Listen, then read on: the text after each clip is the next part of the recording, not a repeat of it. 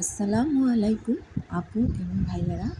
আশা করি আপনারা সবাই অনেক ভালো আছেন, যে যেখানেই আছেন।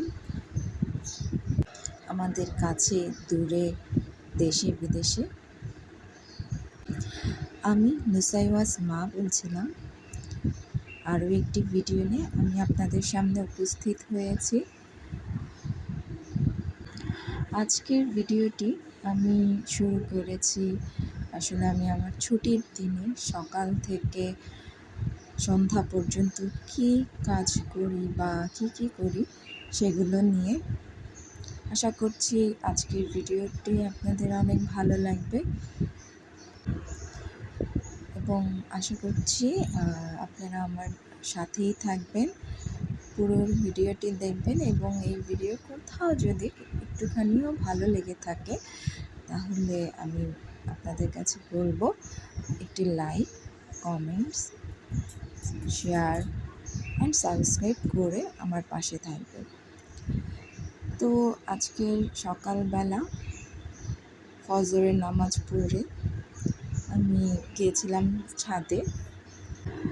ছুটির দিনের বাদে সাধারণত সকালবেলা ছাদে যাওয়া হয় না, কারণ আমি আসলে সময় কুলিয়ে উঠতে পারি না। তো আজকে যেহেতু আমার ছুটি এবং সকালবেলা হাঁটাহাঁটি করে দেখলাম যে ছাদের চতুর্দিকে এত গাছগাছালি লাগানো হয়েছে যে দেখতে অনেক সুন্দর লাগছে। এখানে মরিচ গাছ, আম গাছ, বেগুন গাছ আরও নানা রকম গাছ রয়েছে। তার মধ্যে আমের মুকুল সহ এই গাছটি দেখতে দেখুন কি সুন্দর লাগছে। তো যাই হোক, ছাদ থেকে হাঁটাহাঁটি করে এসে আমি আমার দৈনন্দিন কাজে নেমে গিয়েছি। ঘরটি সুন্দর করে ক্লিন করে আমি আমার দিনের কার্যক্রম শুরু করেছি। আসলে ঘর যদি পরিষ্কার পরিপাটি না থাকে, ঘরে যাই থাকুক না কেন দেখতে ভালো লাগবে না। যত দামি জিনিসই আমরা রাখি না কেন, দেখা যায় যে ঘর যদি পরিপাটি না থাকে, এত সৌন্দর্যের মাঝেও অনেক সুন্দর দেখার যে বিষয়টা সেটা থাকে না। আবার আমার ঘরে যেমন কিছুই নেই, তেমন কিছুই নেই আসলে, তারপরেও আমি চেষ্টা করি যে আমার সারাউন্ডিংসটা প্রপারলি রাখার। যেখানে যাই আছে সেটাকে আমি একটু গুছিয়ে পরিষ্কার পরিচ্ছন্ন করে রাখতে পছন্দ করি। যদিও আমার দুটো মেয়ে এত বেশি নড়াচড়া করে বা ওরা এগুলো এত ধরাধরি করে, তারপরেও আমি চেষ্টা করি আমার দিক থেকে যতটুকু গুছিয়ে রাখা যায়। তবে হ্যাঁ, আমার বড় মেয়ে আমাকে অনেক বেশি সাহায্য করে, যদিও খুবই ছোট, তারপরেও ও আর মাকে আসলে অনেক বেশি সাপোর্ট করে বা গুছিয়ে রাখতে সাহায্য করে। তো আজকে যেহেতু আমার ছুটি, এই জন্য আমি চেষ্টা করছি যে আমার প্রত্যেকটা জিনিসই একটু নিট অ্যান্ড ক্লিন করে গোছানো। এই যে এখানে যে মানি প্ল্যান্টের গাছ রাখা হয়েছে, দেখি যে ভিতরে পানি দেওয়া হয় রেগুলার ঠিকই, কিন্তু হালকা হালকা ময়লা জমে গেছে। তো যাই হোক, এগুলো গুছিয়ে নিয়ে আমি আমার মানি প্ল্যান্টটা ভালো করে ক্লিন করার চিন্তা ভাবনা করেছি। যাই হোক, আমি আমার ফার্নিচারগুলো যাই আছে এটাকে গুছিয়ে নিয়েছি। আবার আমার মেয়ের আজ পরীক্ষা আছে। আসলে ও কিন্ডারগার্টেন স্কুলে, তো ওদের স্কুলগুলো এখনও বন্ধ দেয়নি। তারা তাদের পরীক্ষার কার্যক্রমগুলো চালিয়ে গিয়েছে এবং সেই পরীক্ষা শেষ করেই আসলে স্কুলগুলো ছুটি দিবে। তো আমারও মনে হয়েছে যে আসলে ১ মাস পরে পরীক্ষা স্টার্ট হওয়ার থেকে যদি এই রোজার মধ্যে ওদের পরীক্ষাগুলো যেহেতু হয়ে যাচ্ছে, তো এটা একদিক দিয়ে আমাদের জন্য নিশ্চিন্ত যে হ্যাঁ, ঈদের ছুটির পরেই বাচ্চাদেরকে এই পরীক্ষার জন্য দৌড়াদৌড়ি বা প্রেশার দিতে হবে না। ওরা ধীরে ধীরে ধীরে ধীরে পরীক্ষাগুলো দিয়ে নিচ্ছে। তো দেখেন, এখন আমি আমার মানি প্ল্যান্ট গাছটা ভালোভাবে ক্লিন করে নিচ্ছি, এবং ওই যে ছোট ফুলদানির মধ্যে গাছগুলো রেখেছিলাম, সেটা দেখেন ময়লা কী পরিমাণ হয়েছে। আসলে ১ সপ্তাহ ২ সপ্তাহ পর পর আমি এগুলো ক্লিন করতে পারি।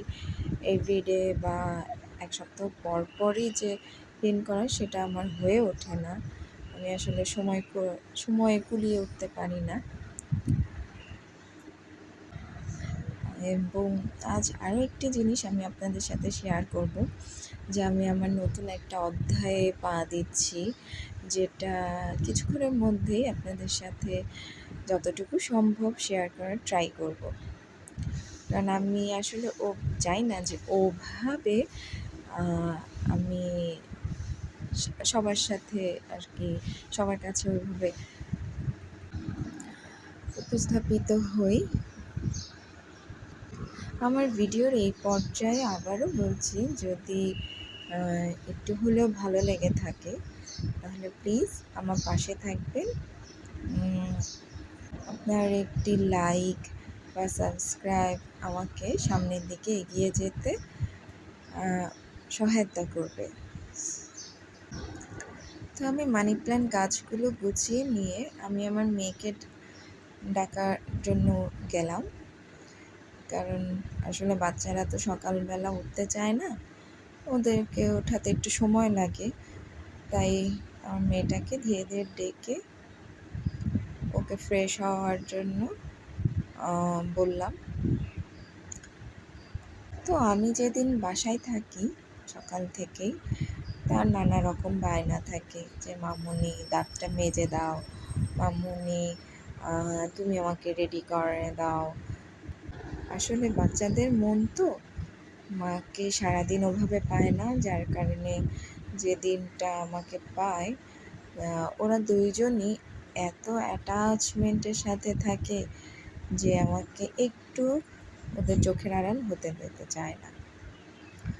এবং দেখে ফাইনালি আমি গাছে ক্লিন করে আপনাদেরকে দেখাচ্ছি। আশা করি ভালো লাগছে দেখতে। তো মেয়েকে রেডি করিয়ে দিয়ে আমি ওর নাস্তা গুছাতে চলে গেলাম। তো নাস্তা খাওয়া নিয়েও তার অনেক বেশি বায়না থাকে যে আজ এটা খাবো না, তো আজ ওটা খাবো না। তো যাই হোক, আমি ওকে একটি রুটি ভেজে দিলাম। আমি অবশ্য সকালবেলা ওদের রুটি দেই বা যাই দেই না কেন, ওখানে হালকা একটু ঘি দিলে আসলে তেলের পরিবর্তে আমি ঘিটাই দিতে পছন্দ করি। এবং ঘি তো উপকারী স্নেহ পদার্থ, তো যাই হোক এই কারণে ওকে আমি ঘিটা দিয়ে রুটি ভেজে দিলাম এবং সাথে একটা ডিম পোচ দিব। ও এই একটা রুটি একটা ডিম পোচ খেতেই অনেক বেশি সময় লাগে। তো সকালবেলা স্কুলে যাওয়ার আগেও ওকে এই জিনিস দুটোই দেই, বা পাউরুটির সাথে জেলি, নসিলা, বা মাঝে মাঝে দেখা যায় যে একটু পোলাওয়ের মতো করে বা একটু ফ্রাইড রাইসের মতো করে ওকে অল্প একটু খাইয়ে দিই। আর স্কুল দেখা যায় যে ২-২.৫ ঘন্টা স্কুল টাইম, এসে আবার ওকে ভারী কিছু দেওয়ার চেষ্টা করি। ছুটির দিনগুলোতে আমি প্রপারলি টেক কেয়ার করি, আর বাকি দিনগুলোতে আমার মা ওদেরকে প্রপারলি তার সর্বস্ব দিয়ে চেষ্টা করে ওদেরকে দেখাশোনা করে বা ওদেরকে টেক কেয়ার করে। এবং আমার মেয়েকে যদি আমি এই ডিম পোচ নর্মালভাবে করে দিই, সে আবার খেতে চায় না, তাকে একটু ডিপ ফ্রাই করতে হয়। তো এই কারণে ওর এই ডিম পোচটাকে যে মাঝখানে কুসুম ভেঙে একটু কেটে কেটে কেটে কেটে ডিম পোচটা করে দিয়েছি। এই ছিল ওর সকালের নাস্তা। মাঝে মাঝে সে দুধ খেয়ে যায়, আর মাঝে মাঝে তার খুবই খারাপ লাগে, মামুনি আমি খাবো না, খেতে পারবো না বলে কান্নাকাটি শুরু করে দেয়। তা আমিও সকালবেলা আসলে ওইভাবে জোর করি না, কারণ বেশি জোর করলে দেখা যায় যে ওর মনটা অনেক খারাপ হয়ে থাকে। তো ওকে নাস্তা করিয়ে আমি ওকে স্কুলে দিয়ে এসে আমি আমার ঘরটা বিছানা গুছিয়ে নিচ্ছি, কারণ এর মধ্যে ছোটোটাও উঠে গেছে, আম্মু আব্বুর কাছে চলে গেছে। তো আমি আমার বিছানা গুছিয়ে নিয়ে ওদের কাপড় চোপড়গুলো ধুয়ে নিয়েছি। ওটার আমি আপনাদের সাথে আজ শেয়ার করিনি, জাস্ট গুছিয়ে নিয়ে ছাদে ওদের কাপড়গুলো দিয়ে আমি আমার নতুন যে গন্তব্য সেখানে যাওয়ার জন্য প্রস্তুতি নিব। এবং আমার ছুটির দিনগুলোতে দেখা যায় যে আমি চেষ্টা করি ওদের সব জিনিস লাইক বালিশগুলো আমি ছাদে দিয়ে আসি, এবং দেখা যায় যে ছাদে দিয়ে আসলে একটা সার্টেন টাইম পর্যন্ত রাখলে বালিশটা একটু গরম হলো, এবং ভিতরে কোনো জীবাণু থাকলে সেটা অ্যাকচুয়ালি আসলে মারা যায়, ব্যাকটেরিয়া ভাইরাস যদি থেকে থাকে তো ওটা মারা যায়। তো যাই হোক, বিছানাপত্র গুছিয়ে নিয়ে আমি রেডি হতে চলে গিয়েছি। রেডি হয়ে যাব আমার নতুন যে গন্তব্যস্থান, যেখানে আমি আসলে একটি কোর্সে জয়েন করব। এটার জন্য আমাকে আসলে পরীক্ষা দিতে হয়েছিল, রিটেন পরীক্ষা। সেখানে আলহামদুলিল্লাহ আমি চান্স পাই, কারণ এটা আসলে সরকারিভাবে এই কোর্সটা করব। তো এখানে রিটেনের জন্য এক্সাম দিতে হয়, আলহামদুলিল্লাহ ওখানে চান্স পেয়েছি, এবং ভাইভাতেও অ্যাটেন্ড করতে হয়, সেখানেও আলহামদুলিল্লাহ সিলেক্টেড। তো এরপরে আজ হচ্ছে সেটার রেজিস্ট্রেশন ডে। তা আমি ওখানেই যাব। রেডি হয়ে আমি আমার সেই গন্তব্যস্থলে চলে যাচ্ছি। তো এটা বেশ দীর্ঘদিন পরে আমি আবার পড়াশোনা স্টার্ট করব। ভাবতেই কেমন জানি লাগছে যে আদৌ আমি পারবো কি না। তবে হ্যাঁ, আমি আমার দিক থেকে সর্বোচ্চ চেষ্টা করব যে আমি যাতে আমি যে উদ্দেশ্য নিয়ে এই কোর্সটা করতে যাচ্ছি সেই উদ্দেশ্যটায় সফল হয়। আল্লাহ যেন আমাকে সফলভাবে সেই কোর্স করার তৌফিক দান করে। আপনারা সবাই দোয়া করবেন আমার জন্য, যাতে আমি আগামী একটি বছর এই কোর্সটা ভালোভাবে করতে পারি, এবং ফিউচারের যে প্ল্যান আমি সেই প্ল্যান অনুযায়ী চলতে পারি, এবং সাকসেস হয়ে আবারও কোনো একটি ব্লগে আপনাদের সাথে শেয়ার করতে পারি যে না, finally I am success with this course. তো যাই হোক, যেখানে গিয়েছিলাম ওইটারই ছোট্ট একটি ভিডিও আপনাদের সাথে শেয়ার করলাম। আপনি কি কেউ বলতে পারবেন আমি কোথায় গিয়েছি বা কোথায় এই কোর্সটি করব? যদি কেউ বুঝতে পেরে থাকেন তাহলে কাইন্ডলি প্লিজ শেয়ার করবেন আমার সাথে। অনেকগুলো বছর পর আসলে পড়াশোনা করতে যাব বা করব, এটা ভাবতেই কেমন অন্যরকম ফিল হচ্ছে, অন্যরকম ভালো লাগা কাজ করছে। আমি আমার মেয়েকে বলি যে মা, তোমার পড়াশোনার পাশাপাশি দেখো মামুনিও কিছুদিনের মধ্যেই বই খাতা নিয়ে বসবো, পড়াশোনা করব। তো ও বলে যে মামুনি তুমি কিসে পড়বা?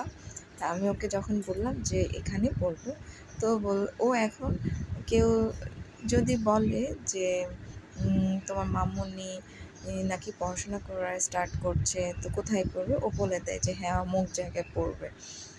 তো যাই হোক, বাসায় এসে ফ্রেশ হয়ে আমি নামাজ পড়ে হচ্ছে